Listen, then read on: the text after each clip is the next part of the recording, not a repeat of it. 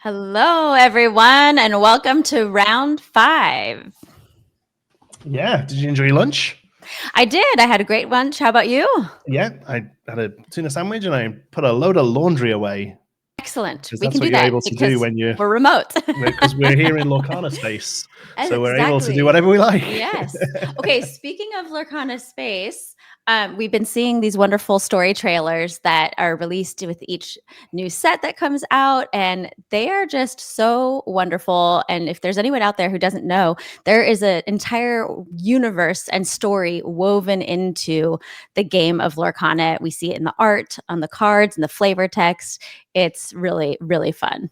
Yeah, and as we get further and further in, the more and more of those are hyping up. I mean, I've always loved those videos, but you can every single time you see the production quality get a little higher on them, and we've got a few like story posts on the website that explain some of the story that's happening as well. So yeah, really good fun. They're lots of fun. It's very Disney, of course. There has to be a story, Yes. And of course, we are the Illumineers who are joining in the cause of helping to save the world of Lorcana. So we have some Illumineers coming up for round 5. Are you ready to get into our next games? Let's go. Let's do it. So we have Kaitlynn and Ryan.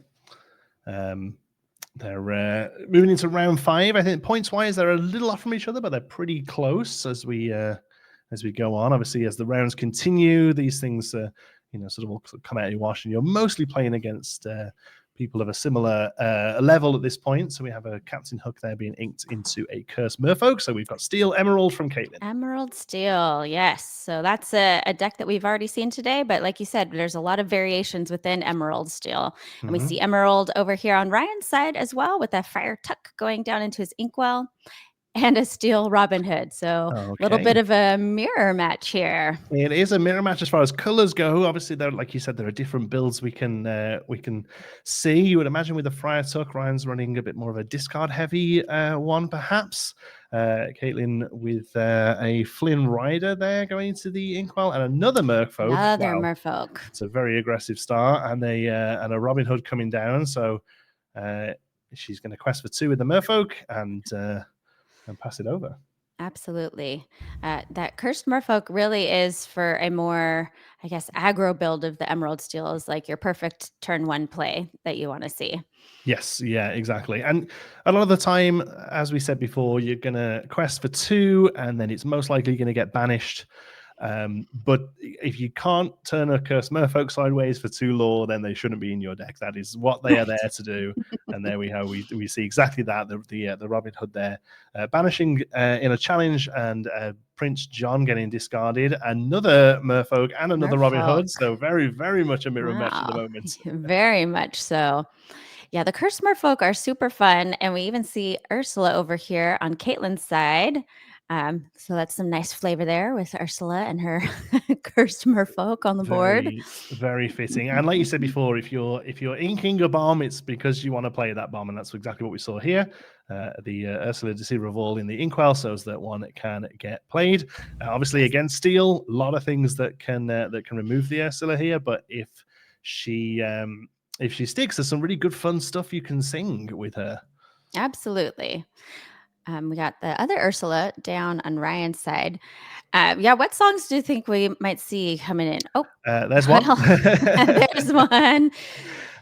Strength of Raging Fire, Let the Storm Rage On, all of those, really great songs in their own right, but being able to play them twice off of the Ursula is even just more and more value. So, yeah, I think everyone knows when that Ursula comes down, the sooner you can get rid of her, the better, because she just is so powerful, being able to sing those songs twice. We see Ryan really just not wanting those Merfolks to stick around, and I get it. They can be a real big problem, but every single one of those you get rid of in a challenge, you are losing a card out of your hand. We see Ryan losing Ursula there. I'm going to assume it's just that he didn't have a song for her to sing, but I think he's like pretty low on cards now in hand because of those Merfolks sort of putting the work in early.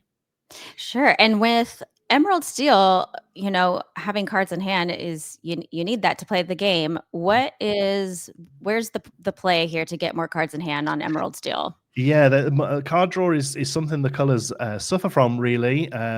Mostly Tragic Beast, the Tragic Hero Mhm. Beast, definitely a good card draw engine in Steel. Emerald doesn't really have much of it at all. There is a song in Emerald that lets you draw 2 and discard 1, Ah, strike a good match, but it doesn't really see that much play. So yeah, the card draw is very limited in this deck. So having to get rid of those merfolks is not awesome for Ryan, but he still has a good board presence here. Although that Robin Hood is probably going to do some Robin Hood on Robin Hood challenging here and start gaining Kaitlyn some yes. good value. And then the last card out of Ryan's hand there is let the Storm Rage on. Yes, and so now both players are top decking. They both have empty hands, so this will be interesting. Hopefully, they'll pull what they need off there. Yeah, the quick into top deck, but that's, I suppose, what you get when you're both playing a discard. Yes. So yeah, we're They're both equally disadvantaged, I guess, at this point in the game. I guess Kaitlyn here with that big Robin Hood, though, a little bit has the edge here. Yeah, that must be rough for Ryan. They're having to ink the beast, but knowing full well there's probably more discard coming. So it's at least in the inkwell, it's going to get you some value at some point in the game rather than just being discarded in a moment. And yeah, Robin Hood being able to quest there pretty comfortably, putting Kaitlyn at 11. 11 already, yes. Ryan's going to quest. No, he's going to take out Ursula. Both jump into Ursula there, and we see Prince John on both sides now. Both Prince sides. John saying when your opponent discards a card, you may draw a card. So very often a good card, but if neither player's got anything to discard, they both just kind of sit there staring each other out. These yes. there. I love Prince John's ability and how it fits with his character, taking taxes. You lose and I gain.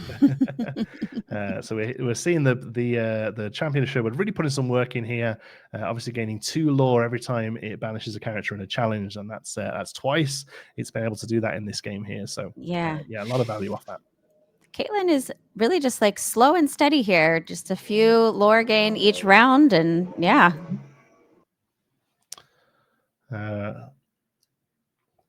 Not able to see what Ryan has in his hand, unfortunately. I'm not really sure what would help here. Like I say, one of the issues with discard really is if your opponent has no cards in your hand, it does kind of shut down a lot of your plays. Another tragic hero having to go in the inkwell there. That's 2. That is really not great to see. And Kaitlyn's done all this on just 3 ink.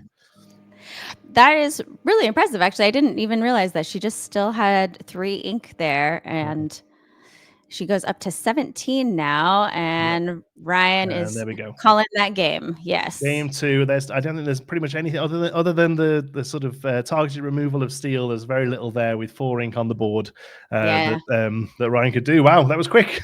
That was very quick. And yeah, those discard decks, they can do some quick work. If you don't have cards in hand, you don't have anything to play. And Ryan had those 2 beasts, which would have been great for the card draw, but he didn't have enough ink to play them. So into the inkwell they went. Yeah, it's one of the things, the game is just all about resources, right? Your resources on the board, your resources in the inkwell, and your resources in hand. And if you can shut one of those down, it can really pull the player out of the game. And then both of them doing the same thing, you're just in a top deck war. Then who can pull the answer they need? And Tragic Beast, Tragic Hero, great card in the game, but not when you're sitting at 3 ink. I think really interesting mirror match with the Emerald Steel and them both playing very similar lines this last game. So we'll see what happens this time around. Of course, they have 60 cards in their deck, so who knows what they'll draw this time. Yeah, let's see if we can see some variance in them. We'll drive into game number 2 of round 5 here. Kaitlynn Baksa and Ryan Saltzman. Points are updated now. Kaitlyn's sitting at 21. Currently, Ryan's sitting at 28. For those who don't know, the way the points work is a game win is 3 points, and if you take both games in a round, you get a bonus point, taking you to 7. That's why you see numbers like 21 here. So Kaitlyn's with 3 sort of 2-0 wins under her belt so far, I think. So again, pretty much the exact opening that we saw in last game, but the other way around. Yes, indeed. And Ryan opened first this time, so he has that first play advantage. Yeah, Cursed Merfolk and Robin Hood are battling it out in this game. There's a lot of things that deal with Cursed Merfolk, but I still think it's possibly the best opening turn in a game for Emeralds. Really, most colors have got their ideal turn 1 play. In Sapphire you want to see a Porpsicle, and in Emeralds you really want to see that Cursed Merfolk. I think interestingly doesn't quest with it here. I feel like Cursed Merfolk needs to turn sideways every turn, really, else I don't really know why you're playing him in the deck. So she has 2 songs that she can pick from, and she chooses Sudden Chill with Ursula. And we also see a Daisy Duck there that she just put into her inkwell this turn, so we might see that later, some more discard. Yes, Daisy Duck is having the opponent discard every time she quests, so if you can get on the board and stick around for a couple of turns, it can really do some damage with the opponent's hand. So yeah, Ursula sitting there, Robin Hood sitting there, across from a Merfolk and a Flynn, with an Ursula going into the inkwell to play her big sister, the Ursula Deceiver of all. So yeah, again, we're seeing the very similar plays from both players here. If that Ursula can stick around a turn, it's going to put Ryan really into this game. Whether or not Kaitlynn has an answer for her, we'll see. Yeah. What would be really great is if Kaitlynn could get some direct damage here to take care of Flynn and Cursed Merfolk so she can keep cards in hand. And Ryan is... I mean, the best thing to do is getting rid of Ursula. The second best thing to do is getting rid of the song she's about to sing. Absolutely. Ryan knew that as it came down. Yeah, so Ursula, an amazing card, but if you've got no songs in hand, she's a 2/3 that just kind of sits around. So could have top deck a song here. If he has a better poker face than me.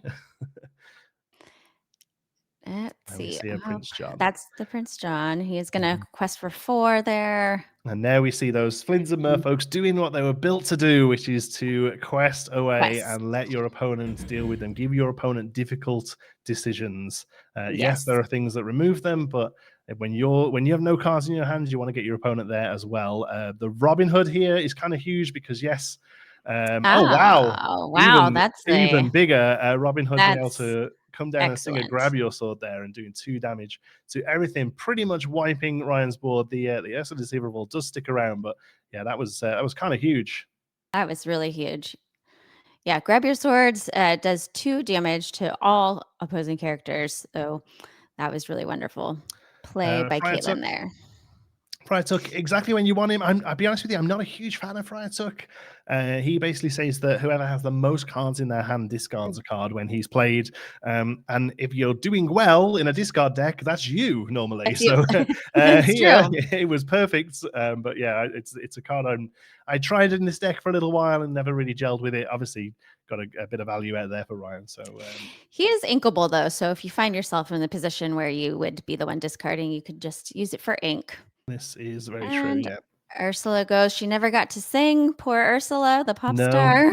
I feel like that's a running theme of the day. Either Ursula is banished before she gets to, or sits around with no songs to sing. I don't think we've seen Ursula sing a double song yet. I'm not sure we have. Not in our games, I don't think, anyway. But still, very strong card if you can get her to work. Ryan looks like he's... Yeah, Kaitlynn has just had a solid board control throughout the game here, really. Friar Tuck can challenge here into Ursula or quest, but it's just allowing the Robin Hood to gain lore here. She will have to throw 2 things into the Friar Tuck, Robin Hood and an Ursula, but honestly, I'm not sure I mind that. If I was Kaitlynn, just continuing to have Ryan have no board presence, yeah, I don't think I mind that at all. We see Prince John come down. And an Ursula, so he gets to take a look at, and it's a song. So wow. You could tell when Ryan picked up that card, he was like, and he was waiting for that to sing with Ursula and didn't get a chance to do it. So Yeah. now what do you think Ryan is hoping for here with I mean, Kaitlynn has a full board. He just has that Yeah. Friar Tuck. His own grab your sword wouldn't be terrible. But yeah, just a Robin Hood on its own, unfortunately, is probably too late here. Kaitlynn just being able to comfortably quest each turn, even with those Ursulas. Normally, that 2-drop Ursula is coming down, it's getting rid of a song. She's kind of done all her work for you, but the fact that these have stuck around for so long and continue to quest, Yeah. it just really shows how good a job Caitlynn's done of dealing with the board here. Yep. So she's going to quest for 7 here. Yeah, and a tragic hero beast on the board there to keep the card rolling if she needs it. But I mean, I really can't think what Ryan could have here. And it's another Friar Another Tuck. Friar Tuck. Just get rid of a Flynn, but otherwise that's good game. Good And nice to see the game. handshakes there at the end as well. Yeah. Yeah, great job to Kaitlynn. She did a great job piloting that deck. The mirror match was that. It's interesting with the discard mirror match, like I said. So yeah, a lot of people have very strong opinions about discard. It can be a little bit oppressive, perhaps, and maybe that's a little bit of a taste of your own medicine going into a discard mirror match. But I don't mind discard. I think it's a fun way to play the game.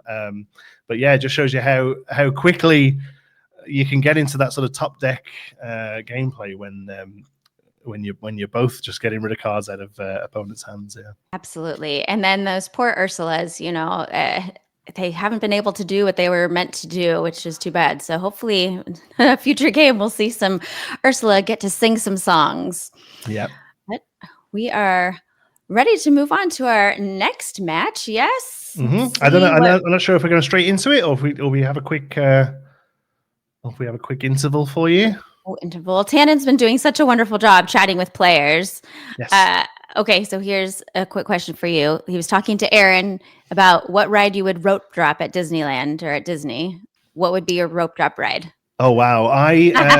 Disney World is the park I know. So let's go Magic Kingdom at Disney World. I would go in and I normally just go to whatever's newest, honestly. Yeah, so if it isn't something that's got the lightning lane, I would go to whatever's newest. So that would be like Tron at the moment, I suppose. Yeah. But other than that, I would go to a one that famously has a long line, perhaps Seven Dwarfs Mine Train. That's a great one out in Florida. That always has like a 3-hour long line. Once we're, oh my goodness, I have yet to make it to Walt Disney World. I'm in California, so Disneyland's my park, and I'm going to Space Mountain when Okay. All right. Well, we're gonna have a quick break. We'll be back with you with another round 5 game in just a couple of minutes.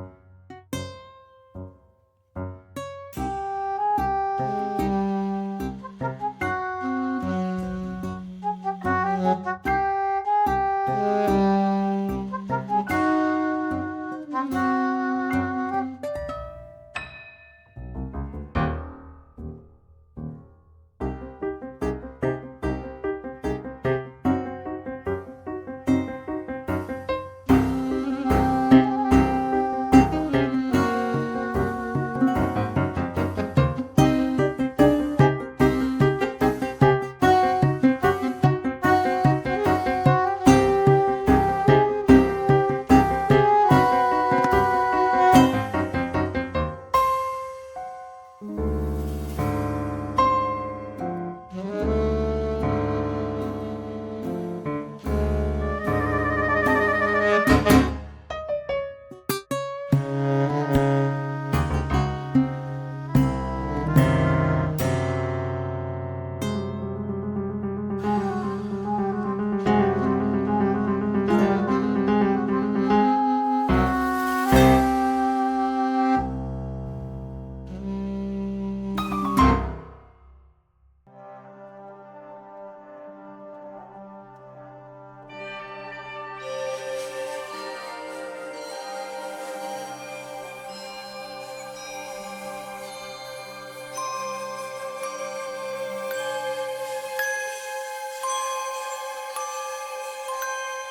everybody, welcome back to the feature match area. I'm joined here by Kaitlynn, fresh off a 2-0 victory. Now, Kaitlynn, you were telling me you've got a pretty cool background of Disney. Yeah, I did the Disney College program back in 2019. Loved it. I was a merchandiser in Tomorrowland. I go back daily, like not daily. I would if I could. I would too. But yeah, I've gone a few times since my program ended. Awesome, and so we saw you do a really cool, have a really cool match here and a nice win here, but you were telling me that you got a favorite princess and a couple favorite characters as well in Disney? Yes, Ariel is my favorite princess, has been since I was a child. I've dressed up as her for Halloween twice. We dyed my hair red with Kool-Aid in like kindergarten. I pulled an enchanted Ariel from the most recent set, and then like my number one favorite card, because of the flavor with it, is Ariel on human legs because she can't sing. Yes, yeah. Yeah, that one is so poignant for me. I love the fact that they did that. Love the flavor there. Well, hey, best of luck the rest of the week and hope the wins keep coming. Thank you so much, Tannon. How good was that to hear?